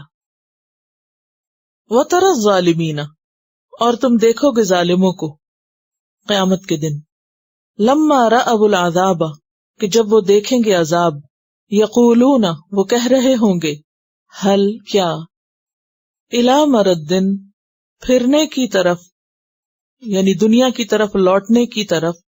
مرد کا لفظ رد سے ہے، پھیرنا، لوٹنا. من سبیل، کوئی راستہ ہے، کیا ہم دوبارہ دنیا میں ایک بار جا سکتے ہیں کہ اپنی غلطیوں کی اصلاح کر سکیں. سورۃ الانعام آیت 27 اور 28 میں بھی آتا ہے، وَلَوْ تَرَىٰ إِذْ وُقِفُوا عَلَى النَّارِ فَقَالُوا يَا لَيْتَنَا نُرَدُّ وَلَا نُكَذِّبَ بِآيَاتِ رَبِّنَا وَنَكُونَ مِنَ الْمُؤْمِنِينَ بَلْ بَدَا لَهُم مَّا كَانُوا يُخْفُونَ مِن قَبْلُ وَلَوْ رُدُّوا لَعَادُوا لِمَا نُهُوا عَنْهُ وَإِنَّهُمْ لَكَاذِبُونَ. اس آیت سے بھی کیا پتہ چلتا ہے کہ ظالم لوگ جب اپنے سامنے سزا کو دیکھیں گے تو وہ تمنا کریں گے کہ کاش ہم ایک دفعہ دنیا میں واپس جائیں اور اپنی اصلاح کر لیں. لیکن ان کو واپس کیوں نہ جانے دیا جائے گا؟ جائیں گے تو پھر وہی کریں گے، اس لیے اللہ تعالیٰ ان کو واپس جانے ہی نہیں دیں گے. اور اللہ تعالیٰ فرماتے ہیں کہ وَإِنَّهُمْ لَكَاذِبُونَ، وہ بالکل جھوٹے ہیں. ان کو جھوٹا کیوں کہا گیا؟ اس کی وجہ یہ ہے کہ دنیا میں بھی ہر انسان کو اللہ سبحانہ و تعالی پلٹنے اور اپنی روش کو بدلنے کے بہت سے مواقع دیتے ہیں. ہر شخص کی زندگی میں بہت سے ایسے چانسز آتے ہیں کہ جس میں وہ توبہ کر سکتا ہے. دیکھیے دنیا میں کیسی کیسی آزمائشیں ہم سب کے سامنے آتی ہیں نا. وہ کیوں آتی ہیں؟ تاکہ ہم سبق سیکھیں. یہ نہیں کہ اللہ تعالیٰ صرف آخری بار یکا یک قیامت کے دن ہی پکڑ لے گا، یا صرف موت ہی انسان کو آ کے پکڑتی ہے. موت سے پہلے کتنی ہی چیزیں انسان کی زندگی میں آتی ہیں جو اس کے لیے بطور نصیحت کافی ہوتی ہیں اگر وہ نصیحت حاصل کرنا چاہے. مثلا بیماری اور کوئی نقصان، کوئی حادثہ، کوئی تکلیف، یہ ساری چیزیں انسان کو کیا ہلاتی نہیں؟ اور اس وقت انسان توبہ بھی کرتا ہے. میرا نہیں خیال کہ ہم میں سے کسی کے ساتھ یہ ایکسپیرینس نہ ہوا ہو کہ جب وہ کسی مشکل میں پڑا اور اس نے توبہ نہ کی ہو اور پکے وعدے نہ کیے ہوں کہ وہ آئندہ یہ غلط کام نہیں کرے گا. اور پھر کیا ہوتا ہے؟ پھر انہی دوستوں میں، اسی ماحول میں واپس جا کے ہم پھر وہی کچھ کرنے لگ جاتے، پھر بھول جاتے. اسی لیے اللہ سبحانہ وتعالیٰ ایسے لوگوں کو جھوٹا قرار دیں گے کہ یہ بالکل جھوٹے اپنی بات میں.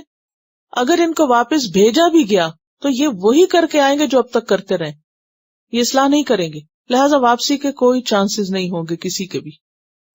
کیونکہ بظاہر تو ایسے لگ رہا ہے نا کہ ہائے اب ان کی شامت آئی اور رو رہے ہیں، چیخ رہے ہیں، چلا رہے ہیں، اللہ تعالیٰ کیوں نہیں ان پہ رحم کرتے، ان کو ایک چانس تو اور دے دیں. نہیں، چانسز تو بہت تھے ان کے پاس، انہوں نے ان سے فائدہ نہیں اٹھایا. وَتَرَاهُمْ، اور تم دیکھو گے ان کو، يُعْرَضُونَ عَلَيْهَا، وہ پیش کیے جائیں گے اس پر. کس پر؟ جہنم پر، آگ پر. خاشعین من الذل، ڈر رہے ہوں گے ذلت سے. کس سے ڈر رہے ہوں گے؟ سزا سے، جہنم سے، برے انجام سے. ینظرون، دیکھ رہے ہوں گے، من طرف خفی، خفیہ آنکھ سے. طرف کہتے ہیں آنکھ کے کنارے کو، اور خفی خفیہ، چھپی ہوئی، چور نگاہوں سے. انسان چور نگاہوں سے کس چیز کو دیکھتا ہے؟ جس سے وہ ڈرتا ہے، جس کو وہ فیس نہیں کرنا چاہتا تو ادھر سے منہ موڑ لیتا، دیکھتا ہی نہیں، اور ساتھ دیکھتا بھی ہے. یعنی کچھ چیزیں ایسی ہوتی ہیں نا کہ جن کو انسان دیکھنا پسند نہیں کرتا لیکن دیکھنا ضروری بھی ہوتا ہے. تو ایسے موقع پر انسان کیسے دیکھتا ہے؟ منہ سامنے کر کے نہیں، کنارے سے. تو طرفن خفی، غیر محسوس طریقے سے. تو جہنم کو دیکھ کر وہ اس کو فیس نہیں کر سکیں گے اور اگنور بھی نہیں کر سکیں گے، لہذا طرفن خفی سے کام لیں گے، دیکھ رہے ہوں گے. وقال الذین آمنوا، اور کہیں گے وہ لوگ جو ایمان لائے، ان کی یہ حالت دیکھ کر کیا کہیں گے؟ ان الخاسرین الذین خسروا انفسهم واہلیہم یوم القیامہ، بے شک خسارہ پانے والے دراصل وہ لوگ ہیں جنہوں نے اپنے آپ کو اور اپنے گھر والوں کو قیامت کے دن خسارے میں مبتلا کیا. اصل نقصان اٹھانے والے لوگ وہ ہیں. دنیا میں انسان پر وقتاً فوقتاً حادثات آتے ہیں، کئی قسم کے نقصانات ہوتے ہیں، لیکن دنیا کا کوئی نقصان بھی اصل نقصان نہیں ہے. اصل نقصان کس کا نقصان ہے؟ آخرت کا نقصان ہے، اور اس کا جو خود بھی اور اپنے ساتھ اپنے متعلقین کو بھی لے ڈوبے. خود بھی ڈوبے، گھر والوں کو بھی لے ڈوبے. اور گھر والوں سے مراد رشتہ دار بھی ہو سکتے ہیں اور وہ لوگ بھی جو اس کی ذمہ داری میں تھے. یوم القیامہ، قیامت کے دن، کیونکہ وہاں کا عذاب ہمیشہ کا عذاب ہے. الا ان الظالمین فی عذاب مقیم، سنو خبردار، بے شک ظالم لوگ دائمی عذاب میں ہوں گے. یہ ہے اصل خسارہ کہ ہمیشہ ہمیشہ کی مصیبت میں. وما کان لہم من اولیاء، اور نہ ہوں گے ان کے لیے کوئی دوست. اولیاء کس کی جمع ہے؟ ولی کی. ینصرونہم، جو ان کی مدد کریں، من دون اللہ، اللہ کے سوا، یعنی من غیر اللہ. جیسے سورۃ غافر آیت 18 میں آتا ہے، ما للظالمین من حمیم ولا شفیع یطاع، ظالموں کے لیے نہ کوئی دلی دوست ہوگا، جگری دوست ہوگا، اور نہ ہی کوئی سفارشی کہ جس کی بات مانی جائے. یعنی کوئی کسی کے کام نہ آ سکے گا. دنیا میں تو اگر کسی کو کوئی تکلیف آئے، کوئی پریشانی ہو، تو فوراً وہ کیا کرتا ہے؟ دوسروں کے ساتھ شیئر کرتا ہے، ان سے مشورہ لیتا ہے، مدد مانگتا ہے، اس کا غم ہلکا ہو جاتا ہے، اس کی مصیبت ٹل جاتی ہے. کوئی مالی نقصان ہو تو مل جل کے لوگ پورا کر دیتے ہیں. لیکن قیامت کے دن کوئی بھی ایسا نہ ہوگا کہ جو انسان کو کسی طرح کی مورل سپورٹ ہی دے دے. مالی مدد اور جسمانی تکلیف دور کرنا، یا کسی کے زخموں پہ مرہم پٹی، یا کسی کا علاج معالجہ، یہ تو کوئی سوال ہی پیدا نہیں ہوتا. دیکھیں ذرا سا ہاتھ جل جائے نا تو ہم کتنا شور مچاتے ہیں. کبھی ایسا ہوا کہ ہاتھ جلا اور آپ نے کسی کو بتایا نہ ہو؟ کبھی نہیں ہوا نا. لازمن ذکر کر، جو سامنے آ جائے، دیکھو میرا ہاتھ جل گیا. اور پھر کیا ہوتا ہے، وہ 10 مشورے دیتا ہے، اچھا تم یہ لگا لو، ایسے کر لو، ویسے کر لو. ہوتا ہے نا. اچھا اب کیا ہے، آپ کسی مشورے پہ عمل کرتے ہیں، آپ کو فائدہ بھی ہوتا ہے. لیکن جہنم میں کوئی کسی کے آگے رونا بھی روئے تو وہ دیکھے گا بھی، کیونکہ وہ اپنا رونا رو رہا ہوگا. دنیا میں تو ایسا ہوتا ہے نا، اگر بہت سے لوگ ایک مصیبت میں ہو تو وہ مصیبت زیادہ لوگ بھی مل کے ایک دوسرے کی مدد کر رہے ہوتے ہیں. جیسے وہ زلزلہ آیا تھا تو مختلف لوگ جن کے اپنے گھر بھی لوٹ گئے، وہ مل جل کے دوسروں کو نکال رہے تھے ملبے سے، اور اوروں کی بھی مدد کر رہے تھے. لیکن آخرت میں کوئی کسی کی مدد نہیں کرے گا، کیونکہ ہر ایک کو اپنی پڑی ہوگی. کوئی کسی کو تسلی بھی نہیں دے گا، کیونکہ اسے خود تسلی چاہیے. تو کس قدر پریشان کن صورتحال ہوگی. وَمَن يُضْلِلِ اللَّهُ فَمَا لَهُ مِن سَبِيلٍ، اور جس کو اللہ بھٹکا دے اس کے لیے تو کوئی راستہ ہے ہی نہیں. کس چیز کا راستہ؟ ہدایت کا راستہ، نجات کا راستہ، جنت کا راستہ. من سبیل، کوئی بھی راستہ نہیں ہے اس کے پاس، اب کوئی وے آؤٹ نہیں، کیونکہ اللہ نے اس کو ہدایت سے محروم کر دیا. استجیبوا لربکم، جواب دو اپنے رب کو، رب کی پکار کا جواب دو. کیا معنی اس کا؟ رب جو کہتا ہے کرنے کو کر لو. من قبل ان یاتی یوم، اس سے پہلے کہ وہ دن آ جائے، لا مرد لہ من اللہ، نہیں لوٹنا اس کے لیے، پھرنا اس کے لیے اللہ کی طرف سے. یعنی وہ دن پھر پھیرا نہ جائے گا، اس نے ٹلنا نہیں. دنیا میں کیا ہوتا ہے، اگر کوئی دن ہم پہ اچھا نہ ہو، مثلاً آپ کسی ایک دن صبح اٹھے، صبح اٹھتے ہی کوئی بری خبر آپ نے سن لی، کوئی آپ کے اوپر تکلیف آ گئی، کوئی پریشان کن چیز ہو گئی، بالآخر اس کی رات ہو ہی جاتی ہے نا. پھر کیا ہوتا ہے، آپ سو جاتے ہیں، سویرے اٹھتے ہیں، کل سے کچھ تو غم کم ہوتا ہے نا. ایک دن اور گزر جاتا ہے، غم تھوڑا اور کم ہو جاتا ہے، بیماری تھوڑی اور کم ہو جاتی، وقت جو ہے وہ گزرتے گزرتے بہت سے زخموں پر مرہم پٹی کر دیتا ہے۔ لیکن جہنم کا وہ دن ایک مستقل دن ہوگا، اور پھر اس دن کوئی کہیں ادھر ادھر بھاگ نہ سکے گا، پھر نہ سکے گا، یعنی نہ تو دن نے ختم ہونا اور نہ بندہ کہیں اور جا سکتا ہے۔ دنیا میں تو یہ ہوتا ہے نا کہ اگر ہمارا ٹائم پاس نہ ہو رہا تو ہم کیا کرتے ہیں، اکیلے اگر ہم بور ہو رہے ہوں یا ہم تکلیف میں ہوں تو کسی کو بلا لیتے ہیں، خود چلے جاتے ہیں کہیں۔ لیکن وہاں کسی کو ادھر سے ادھر جانے کی بھی اجازت نہیں ہوگی کہ جا کے جنتی رشتہ داروں کو ملائے، تھوڑا سا تو غم بھولے، جگہ تبدیل کر لے۔ لا مرد لہ من اللہ، اللہ کی طرف سے اجازت ہی نہیں کہیں جانے کی، کہیں پھرنے کی، کہیں ٹلنے کی۔ یقول الانسان یومئذ این المفر، اس دن انسان کیا کہے گا، کہاں بھاگ کے جاؤں۔ کلا لا وزر الی ربک یومئذ المستقر، مستقر کس کو کہتے ہیں، ٹھہر جانے کو، بس ادھر ہی اب رہو گے، یہاں سے نہیں ہل سکتے، یہاں سے نہیں ہٹ سکتے۔ استجیبوا لربکم من قبل ان یأتی یوم لا مرد لہ، لہو کس کے لیے ہے، یا تو بندے کے لیے یا دن کے لیے، من اللہ، اللہ کی طرف سے۔ ما لکم من ملجأ، نہیں تمہارے لیے کوئی پناہ کی جگہ، ملجا یومئذ اس دن، وما لکم اور نہیں تمہارے لیے من نکیر کوئی مددگار۔ یہ جو نکیر کا لفظ ہے یہ نون کاف رے سے ہے، انکار کرنا، یعنی تمہارے لیے کوئی ایسی جگہ نہیں ہوگی کہ جس میں تم چھپ کر انجان بن جاؤ، پہچانے نہ جا سکو، کسی کی نظر میں نہ آ سکو۔ یہ اسی معنی میں ہے جیسے ملجا ہے، اور نکیر کا معنی جو ہے وہ انکار کے معنی میں بھی، یعنی تم اپنے گناہوں کا انکار نہ کر سکو گے۔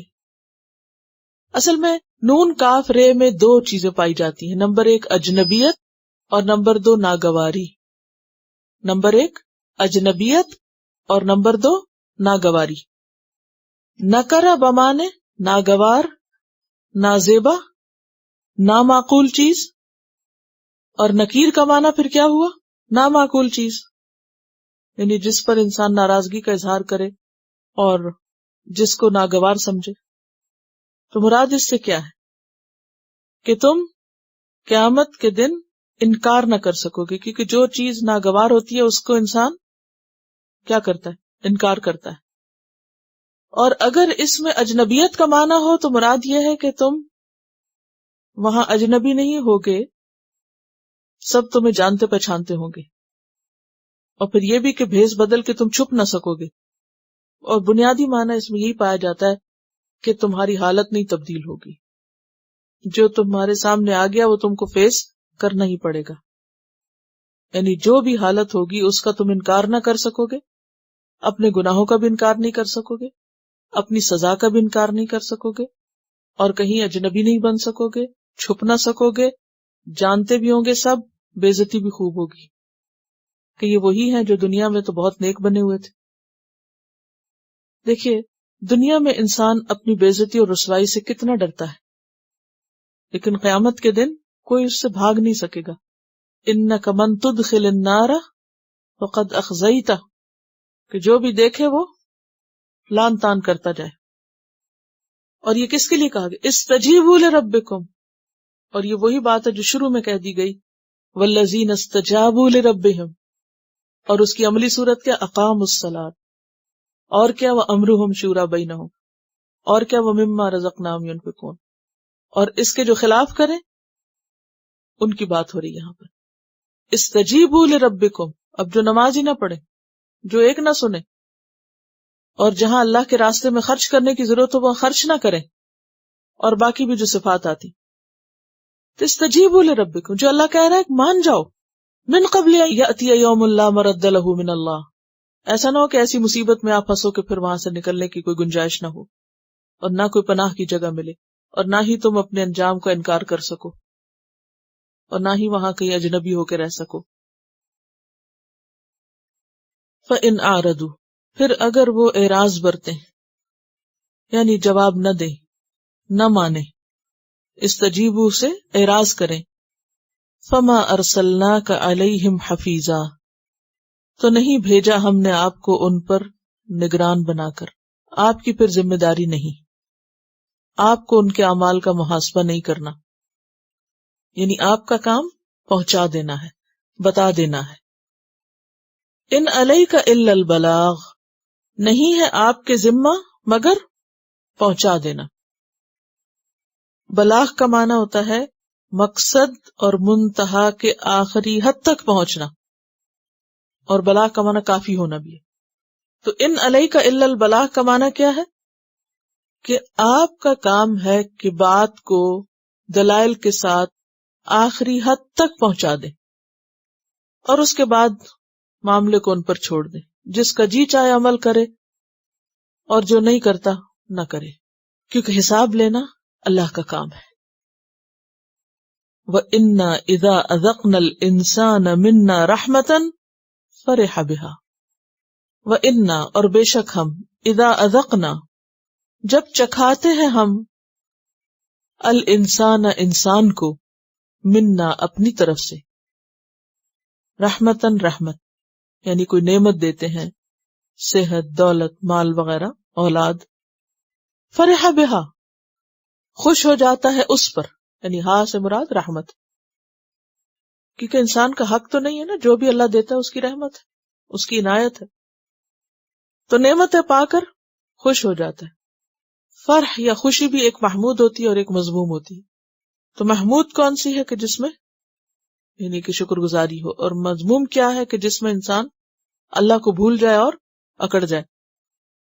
وَإِن تُصِبْهُمْ سَيِّئَةٌ اور اگر پہنچتی ہے ان کو کوئی تکلیف، کوئی بلا، کوئی مرض، کوئی دکھ، کوئی نقصان، بِمَا قَدَّمَتْ أَيْدِيهِمْ بوجہ اس کے جو آگے بھیجا انہی کے ہاتھوں نے، جیسے پیچھے بھی ہم نے پڑھا کہ جو مصیبت تم پر آتی ہے وہ تمہارے اپنے ہاتھوں کی کمائی سے آتی ہے۔ فَإِنَّ الْإِنسَانَ كَفُورٌ تو بے شک انسان بڑا ناشکرا ہوتا ہے۔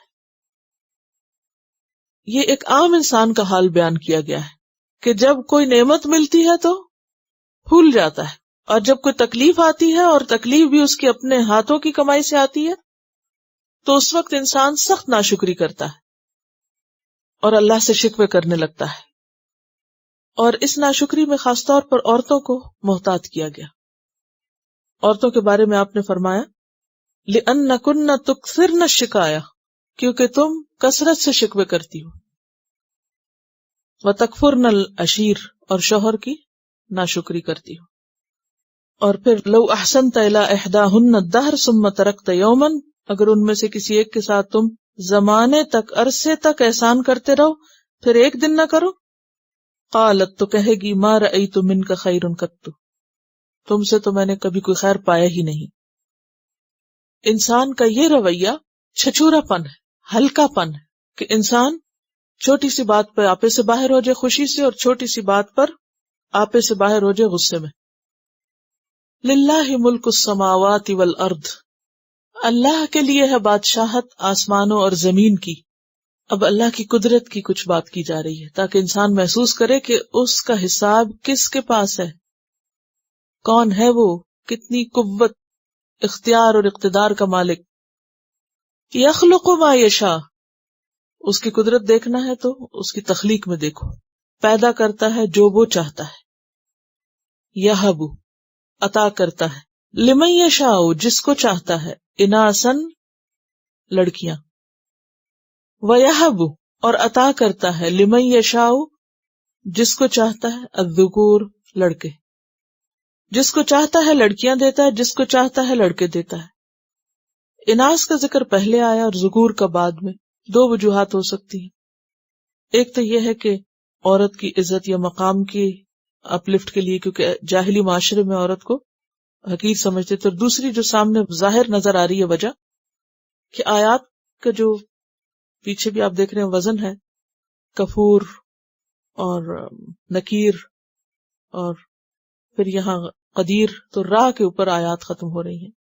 او یزوجہم یا جمع کر دیتا ہے ان کو، ملا جلا کر دیتا ہے ان کو، ذکرانن لڑکے و اناسن اور لڑکیاں، یعنی بعض کو وہ صرف لڑکیاں دیتا ہے، بیٹا نہیں دیتا، بعض کو صرف بیٹے دیتا ہے، بیٹی نہیں دیتا، بعض کو بیٹے اور بیٹیاں دونوں دیتا ہے، اور بعض کو کچھ بھی نہیں دیتا۔ وَيَجْعَلُ مَن يَشَاءُ عَقِيمًا، اور کر دیتا ہے جس کو چاہتا ہے وہ عقیم۔ فَلَا يَلِدُ وَلَا يُولَدْ لَهُ، نہ وہ پیدا کرتا ہے نہ اس کے لیے کوئی پیدا کر سکتا ہے۔ تو یہ سب کس کے ہاتھ میں ہے؟ اللہ کے ہاتھ میں ہے۔ یہ سب اس کی قدرت سے ہے کہ جو وہ چاہے کرے اور جیسے جس کو چاہے عطا کرے۔ وَمَا كَانَ لِبَشَرٍ، اور نہیں ہے کسی انسان کے لیے، کیا نہیں ہے؟ درست، أَن يُكَلِّمَهُ اللَّهُ، کہ کلام کرے اس سے اللہ۔ کوئی یہ دعویٰ نہیں کر سکتا کہ اللہ تعالیٰ مجھ سے کلام کرتا ہے، الا مگر وحیًا، بطریقہ وحی، یعنی دل میں خفیہ اشارہ ڈالنا، جیسے اللہ تعالیٰ نے ام موسیٰ کی طرح وحی کی۔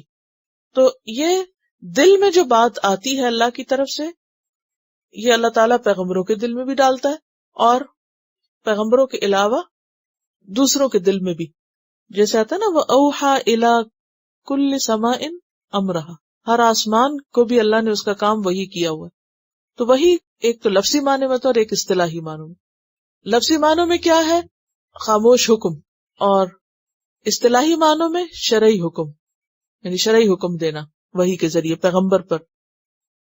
او من ورائے حجاب، یا حجاب کے پیچھے سے، جیسے موسیٰ علیہ السلام سے بات کی اللہ تعالیٰ نے، انہوں نے کہا میں اللہ تعالیٰ آپ کو دیکھنا چاہتا ہوں، اللہ تعالیٰ نے فرمایا تم دیکھ نہیں سکتے، اور اللہ سبحانہ وتعالیٰ نے نبی صلی اللہ علیہ وسلم سے معراج کے موقع پر بات کی۔ او یرسل رسولا، یا وہ بھیجتا ہے کوئی رسول، اور رسول سے مراد یہاں فرشتہ ہے، یعنی یا پھر وہی براہ راست نہیں کرتا، یا پردے کے پیچھے سے کلام نہیں کرتا، بلکہ کیا کرتا ہے؟ فرشتہ بھیجتا ہے، یعنی انڈائریکٹ طریقے سے، ڈائریکٹ نہیں بلکہ انڈائریکٹ طریقے سے فرشتے کے ذریعے۔ فیوحی، پھر وہ وہی کرتا ہے، بِإِذْنِهِ، اس کے اذن سے، کس کے؟ اللہ کے اذن سے، ما یشاء، جو وہ چاہتا ہے، یعنی فرشتہ آ کر دل میں ڈالتا ہے جو اللہ چاہتا ہے۔ انہ علی حکیم، بے شک وہ بہت بلند ہے، بہت حکمت والا ہے۔ اور کس کے ساتھ کیسے معاملہ کرنا ہے، یہ سب اس کی حکمت پر مبنی ہے۔ تو وحی کا آنا اور وحی کا کیا جانا، یہ بھی اللہ کی قدرت کی نشانیوں میں سے۔ اب دیکھیں کہ حیرت انگیز چیز ہے نا وحی، کہ بغیر کسی کنیکشن کے، بغیر کسی واسطے اور ذریعے کے، اور بغیر کسی نظر آنے والی چیز کے بات دل میں ڈال دی جائے۔ اور نبی صلی اللہ علیہ وسلم پر بعض اوقات وحی ہوتی تھی، آپ صحابہ کے بیچ میں ہوتے تھے، لیکن صحابہ میں سے کوئی بھی جبریل کو نہیں دیکھ سکتے تھے یا فرشتے کو نہیں دیکھتے تھے، ٹھیک ہے نا؟ تو یہ اللہ تعالیٰ ہی کی قدرت کی دلیل ہے۔ اور پھر جب وہ وحی ختم ہوتی تھی، پھر آپ وہ قرآن پڑھ کر سناتے تھے، اور صحابہ کو پتا ہوتا تھا کہ یہ بات اس سے پہلے انہوں نے کبھی نہیں سنی، اور ایسا کلام ان کے پورے معاشرے میں کوئی لکھ نہیں سکتا، کوئی بتا نہیں سکتا، اور اس آن کی آن میں کوئی بتانے آیا بھی نہیں ہے۔ تو یہ ایک صریح دلیل ہوتی تھی آپ کی صداقت کی۔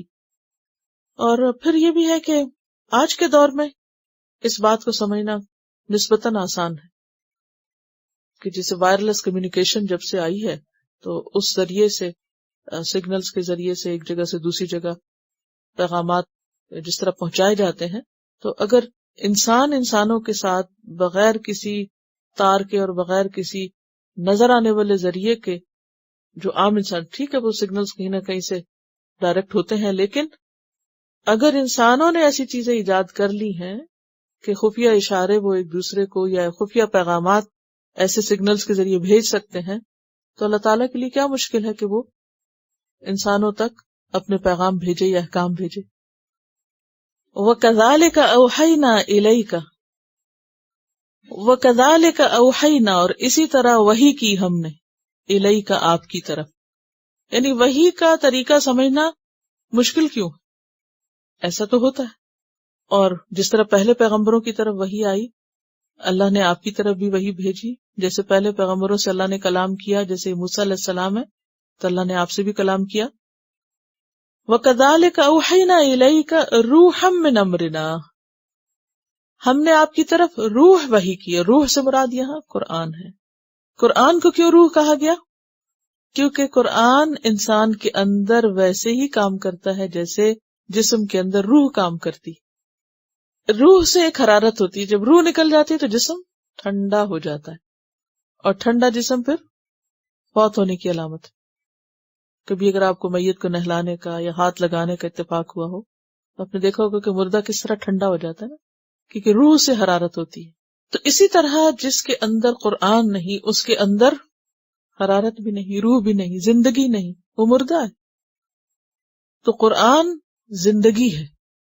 قل هو للذین آمنوا ھدی وشفاء، شفا ہے.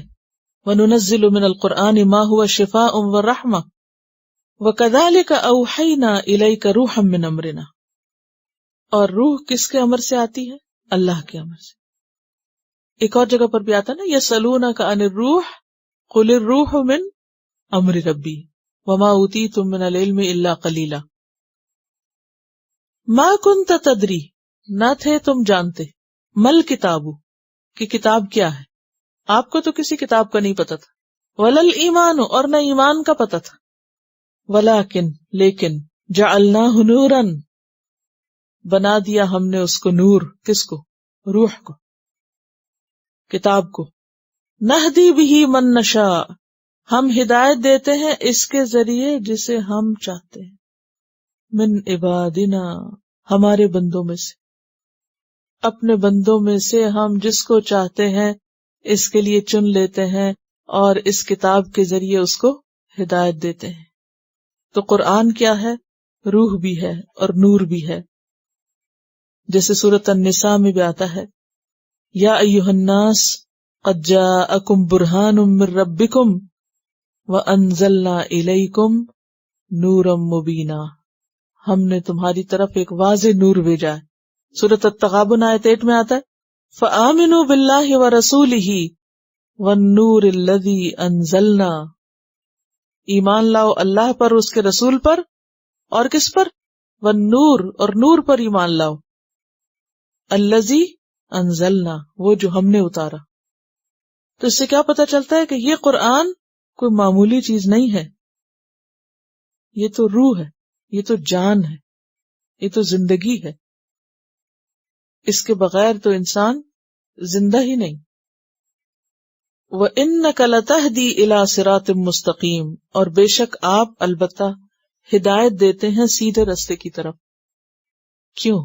اس لیے کہ یاسین والقرآن الحکیم إِنَّكَ لَمِنَ الْمُرْسَلِينَ عَلَى صِرَاطٍ مُسْتَقِيمٍ.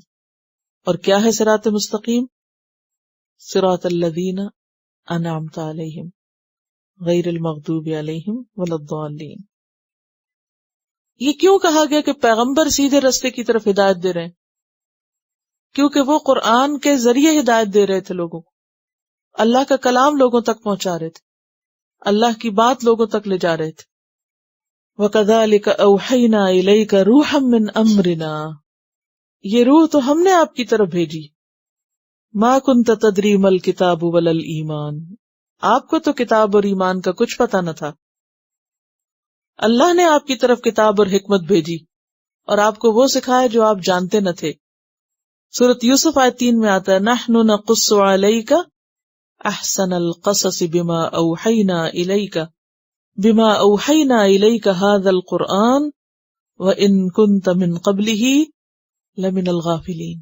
آپ تو اس سے پہلے ان سب چیزوں سے غافل تھے، اور اب آپ کو یہ کتاب ملی تو اس کتاب کے ذریعے آپ کیا کر رہے ہیں؟ لوگوں کو سیدھا راستہ دکھا رہے ہیں. کیا ہے سیدھا راستہ؟ صراط اللہ الذی، راستہ اللہ کا، الذی، وہ ذات، لہو ما فی السماوات وما فی الارض، اسی کے لیے ہے جو کچھ آسمانوں میں ہے اور جو بھی زمین میں ہے، سب اسی کا ہے. پھر اللہ کی قدرت کی بات، الا الی اللہ تسیر الامور، خبردار اللہ کی طرف پیش ہوں گے سارے کام، اللہ کی طرف پھیرے جاتے ہیں سارے معاملات. تسیر کا لفظ ہے سارا یسیر سے ہے، مصیر کا لفظ بھی اسی سے ہوتا ہے. تو سارا کیا ہوتا ہے؟ ایک حالت سے دوسری کو لوٹنا. ابھی یہ سارے معاملات کہاں ہو رہے ہیں؟ اس زمین پر، دنیا میں. اور قیامت کے دن یہ سب کہاں پیش ہوں گے؟ اللہم و بحمدک نشہد ان لا الہ الا انت نستغفرک و نتوب الیک. السلام علیکم و رحمۃ اللہ وبرکاتہ. Quran vocabulary 100%. The best application to understand Quran. Study with flashcards. Word list. Learn 25% of Quran vocabulary in 7 days. Multiple MCQs to practice and test vocabulary. Single choice. Multiple choice. True, false. Bookmark difficult words. Study wrongly answer words. Test your skills. 12 essential grammar lessons at Learn Quranic Grammar. You can select number of word to study from bookmarks. Select number of times wrongly answered words for study. Test your skills with multiple choice flashcard, true, false, matching words and single choice MCQs. Grammar lessons are available in PDF format. Native Quranic and Urdu fonts. Available at Google Play and Apple App Stores. Download it today to contribute in the Islamic Apps Development Project. Quran vocabulary 100% in Urdu. Visit smartappsweb.com.